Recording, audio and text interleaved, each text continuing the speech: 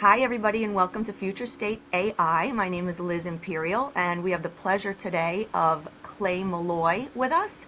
He is the president of DocsInk, and he's going to share information about their company, information about his journey from entry level to the C-suite for all of the entrepreneurs and people with their eyes on the prize out there. And then we're going to talk about AI, how he's using it to grow the company, to make it more streamlined and efficient, and where he sees AI taking his company in the future. So Clay, thank you so much for joining us. We really appreciate you being here today. Pleasure. So can you tell us about DocsInk? There's a lot Yep. to it.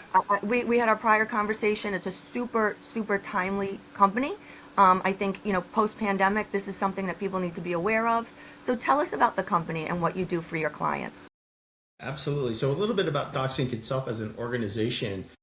Prior to me getting here a year ago, they'd been around for 14 years, and they started out in the charge capture space, and then moved into secure messaging. They do telehealth, and they were also doing remote patient monitoring and chronic care management. And those are kind of the core functions of the business itself.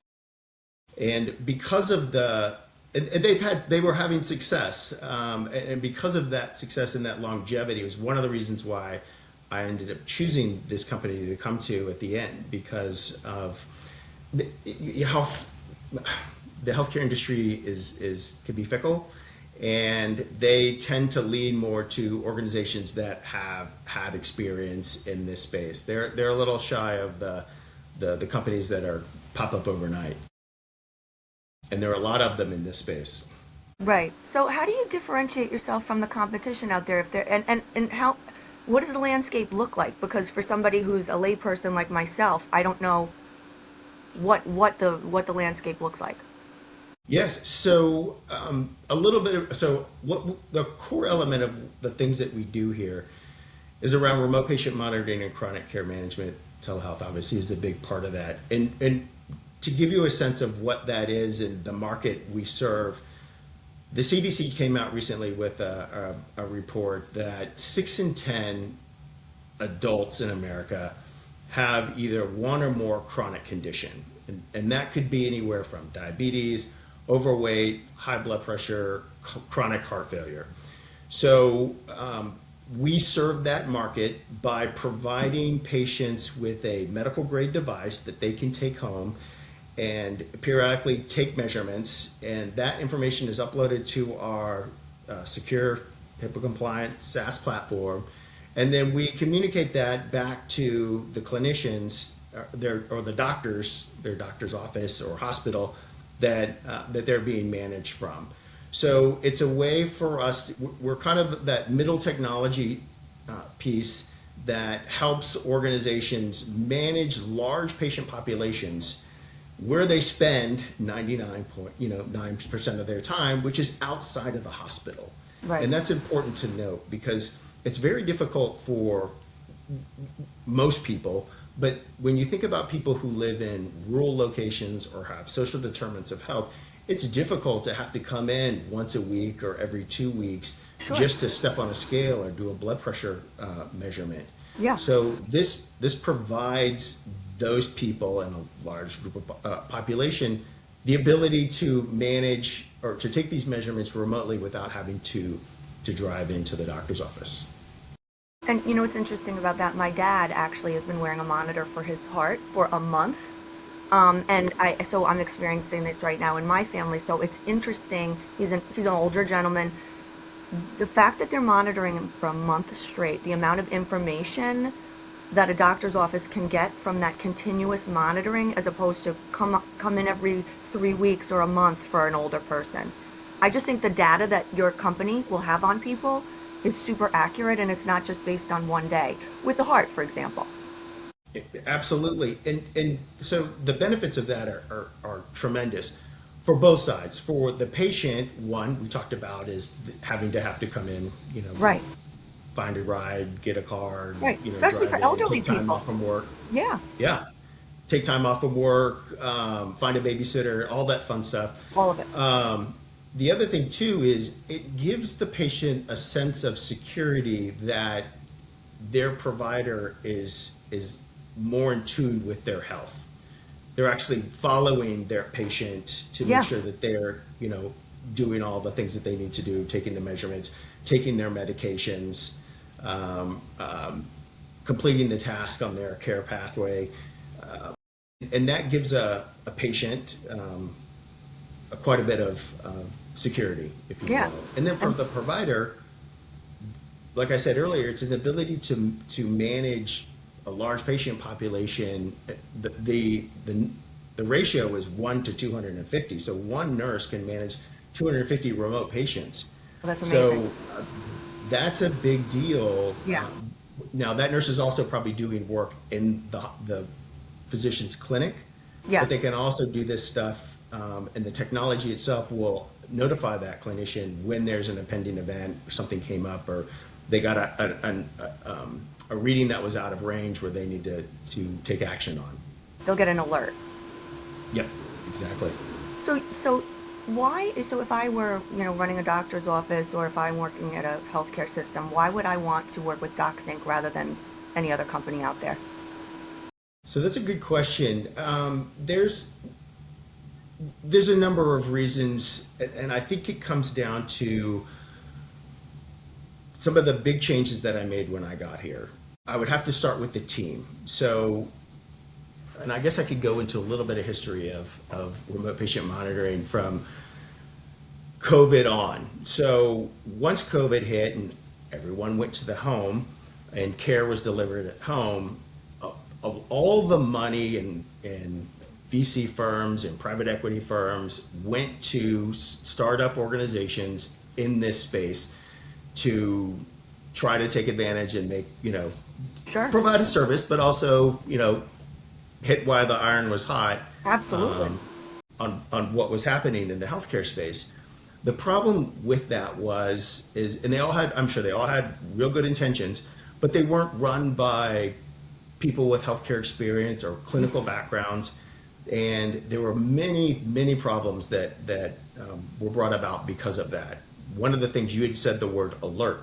So alert fatigue was a big issue because the way the systems used to be set up, and still some of them are, that every time a patient stepped on a scale or took a blood pressure measurement or took their medication, an alert would go off behind the scenes at the clinician's desk.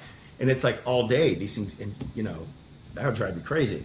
So the other part of that too is patients are very difficult in the sense that it's hard to get them to get on a regimen to do the things that we need them to do, like take a measurement on a daily basis. It sounds pretty simple, but it can be very difficult. And that patient engagement experience is one of the biggest challenges in the RPM space. We do a very good job of managing that and keeping our patients engaged. We've set the system so there's not all these alerts every time a measurement is taken. We have an excellent, probably I would say the best medical staff that you could have in the RPM space, from our VP of clinical to onboarding to back-end help to even to the technology with our CTO and our development team. So I had the good fortune of being able to handpick all those individuals that are on our team, and it's made all the difference in the world. It just makes it so much easier for clinicians to use our service than it would maybe somebody else's. Yeah. So often, and it really is true, the people behind the technology, that's the key, right? Absolutely. So, okay, so tell us a little bit about yourself, Clay, because I'm thinking about the viewers out there. A lot of them are entrepreneurs, and a lot of them also have the other balance of that, have their eyes on the C-suite. So can you tell us a little bit about your career and how you got from entry level to president of DocsInk? Do we have enough time? So absolutely, I'm happy to share that. That can be a very interesting story. So I've always kind of had part this. two. We'll do part two, but we'll do part two. All right. For this episode. I've always had this entrepreneurial sense. When I was in college, I started two different companies, or two different businesses, I should say. My first job really out of college was a startup in Europe. So I've kind of always been in this new business startup mentality. I enjoy that. But then when I got back from Europe, I really leaned into my other passion, which is sports. I've been an athlete my entire life, but not good enough to play in the professional levels. So, but I love being around it. So I spent the first 13 years in the sports and entertainment industry. And it wasn't until there was a very unfortunate incident that happened in my family that I decided that, you know, maybe going to another national championship or Super Bowl or whatever isn't the thing that I should focus on. It might be, hey, how can I do something to make the lives of others better? That's when I ended up in the healthcare space with zero experience. Fortunately, at the time, my ex-wife was a nurse, and she was instrumental in helping me get the first company I started in the healthcare space up and running. It was a private duty nurse care organization, and we serviced a lot of high net worth individuals. As a matter of fact, I can say this now because he's passed away, but Hugh Hefner was one of our first customers. Wow. So was it like a concierge, white glove type of doctor? I've heard a lot about that. I think people are really interested in that. When did you start that? We might have been a little bit ahead of our time then, but now it's kind of it's definitely come back, and it's something people are really focused on. Yeah. I'll tell you a funny story. I was still at my day job. I was working for the Florida Gators at the time during the big run that they had of 4 national championships, 2 in football and basketball. I'll make that plug. And took a phone call from the Wall Street Journal to do an interview with them about the startup that I had Wow. started not too long So that's ago. amazing. Like your career is booming and then your side hustle is growing at the same Starting to time. pick up as well. Yeah, yeah. That's amazing. Because you definitely, I think for a lot of people that are working to become a founder of a company, an entrepreneur, to have the stability of your job, and then you do this in the evenings or the weekends. I think, if you have to take care of your family and bills to pay, a lot of people can't just say, oh, goodbye 9 to 5. I'm going to do work. So you found the balance there?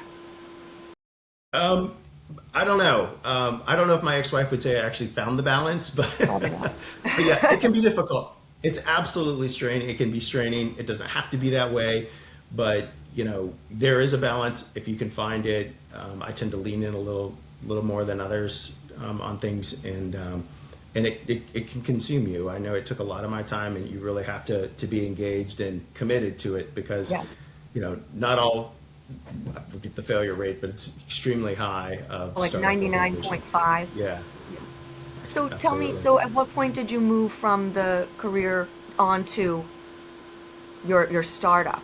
Did you just sort of phase out? Like, how did that work? And how did you decide to make the jump? Yeah, absolutely. So, my dad will tell you that he'll never forget the conversation we had when I called him and said I wanted to leave sports to work in the healthcare industry. And his first question was, what do you know about healthcare? Like, absolutely nothing, but I think I got something here. I think Yeah. I can help. But yeah, so I was probably at the pinnacle of my sports business, selling corporate sponsorships and TV commercials on sporting events and signage in the arenas and all that stuff. Represented a number of athletes as well, and just kind of showed up, came to the office one day and said, "Listen, I'm going to go do something different," and they were all Shocked. dumbfounded, as you can imagine. Because And it then the sounds like next day I'm sitting at home. Yeah. The next day I'm sitting at home at an empty desk going, all right, I guess I got to figure this thing out. and that was the pivot right there. Yeah. And that's Yeah. okay. Yeah. And then from there, was that first startup? Like, what was the journey from that startup to where you are now? So, yeah. So there was I shouldn't say obviously, but for me, it was definitely a bumpy ride. We thought that was going to be the thing that concierge, private duty nurse service was going to really pick up. And we had some pretty good inroads, not only in this country, but also in Europe. Because when the market crashed or the housing market crashed in 2007, which is when I left my job, or 2008 when it crashed, a lot of the money dried up in startups and investing in organizations like mine. So we had to really pivot and focus on where the money was, and at that time it was in Europe. So we would get a lot of dignitaries, and we had a prince we took care of that was coming into a hospital here in the States for cancer treatment. So we really had to focus in other places to kind of make up for the loss that we were experiencing in the States. But then we started pivoting really into the technology space once that meaningful use was passed and everyone was moving over to electronic EMRs. So I had a very good partner at the time who helped me develop what we called, what was a virtual heart valve clinic. And we were successful in getting that into one of the hospitals in Florida where I lived. And that's kind of where the whole digital health space really kind of took hold of me and where I started really focusing. We had some pretty decent success with that one organization, but I soon left and went to work for another big company that was in the telehealth space and kind of stayed in that telehealth trajectory till COVID, till 2021. Okay. And then I looked at the market. I was lucky enough to be in the right place at the right time. Obviously, telehealth was huge. Because I will tell you, it was very different in 2019 or 2018 and 2017 than it was in 2020. Most big health systems probably had, at average, maybe 50 patients that did a telehealth consult a month. Now. When COVID hit, we were doing 2,500 a week. So some of these big hospitals, some of them even more. Yeah. So it gave, what was interesting about that is because of the position I was in with my organization, I think I helped over 60 hospitals or clinics throughout the country get their COVID telemedicine program up and running. So it was pretty, That's amazing. It was exciting. Yeah, that's exciting. It really, and today I think even like I don't want to say the preferred method, but for primary care physicians, they want to use telehealth. They want to meet their patients like this. I think it's just more efficient and easy all the way around. Absolutely. Yeah. Especially, I've heard a lot about psychology. It's easy for people to meet, like to get the best psychologist, and mental health is such a big topic now. So you want to get the best person talking, say, to your child. That person might be in California, you're in New York. How do you do it? This is how it gets done. Absolutely. Behavioral health is a huge use case for telehealth, mostly because the shortage in mental health providers. Yeah. So yeah. And there is a big shortage. So this is a way of kind of taking and expanding it. Expanding their bandwidth. Right. To be able to take care of people that need that help. So it's interesting. So you pivoted into technology, and that's also part of the gist of this conversation is it sounds like, your growth has been all about technology. With DocsInk, how are you using AI in terms of making your process more fluid, just really making your team more able to take their skills and talent and grow? I think a lot of the conversation, it's not just about like finding new clients and growing the organization using AI that way, but it's about streamlining the time that your team is spending on sort of rudimentary tasks. So there's a lot of different angles to the way people are using AI. So can you tell us, how are you using it right now at DocsInk to grow and streamline your business? Yeah, no, absolutely. I might back up for a second and say, as a caveat, I've taken a lot of risks in making decisions on what I did throughout my career, obviously leaving sports to come to healthcare and then starting my company. And then when I left telemedicine, my instinct was, well, everything's going to go to the home. Remote patient monitoring is going to be the thing. So I bet this next part of my life career is all in on remote digital care for patients. And the whole piece around AI has been interesting. That term alone has sucked the air out of every conference I've been in for the last 3 years. And I think we're now What do you mean by that? That's an interesting thing to say. Tell me what you mean by that. that what starts and ends every conversation, but the conversation around it hasn't had a lot of detail to it. But now we're really starting to be able to dig into how we can actually use AI. For us, it's really about the ability to streamline workflow for clinicians, Yeah. to streamline billing processes for clinicians as well, because I didn't mention this earlier, but the reimbursement for Medicare reimbursement for RPM, for CMS coding, is done on a monthly basis, and a patient will need at a minimum 16 measurements. So the ability to ping a provider 5 days out when they're 2 measurements shy of what they need, the system picks that up. I don't have to have somebody watching the system. The AI that will run on the platform will identify that and reach out to the clinician, probably usually through a text message or some sort of message, to let them know we've got 5 days left. These are the people that still need to take their measurements, so you can get reimbursed. So it's just helping your clinicians to be more efficient, but it's also helping on the billing side, it sounds like, which Absolutely. and it's like a pain point for people, for Yeah. sure. Oh yeah.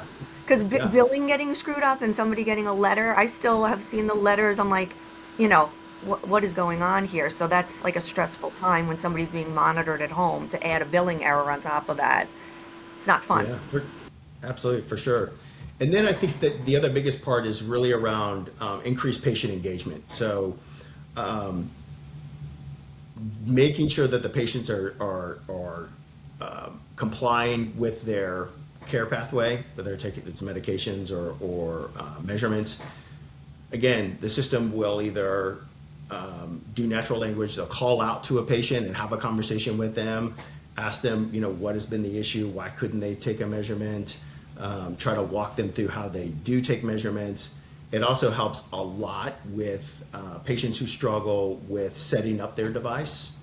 Sure. So it kind of that's a lot of time that a clinician, a live person, an FTE would be spending with, remember, one patient to 200, or one provider to 250 patients.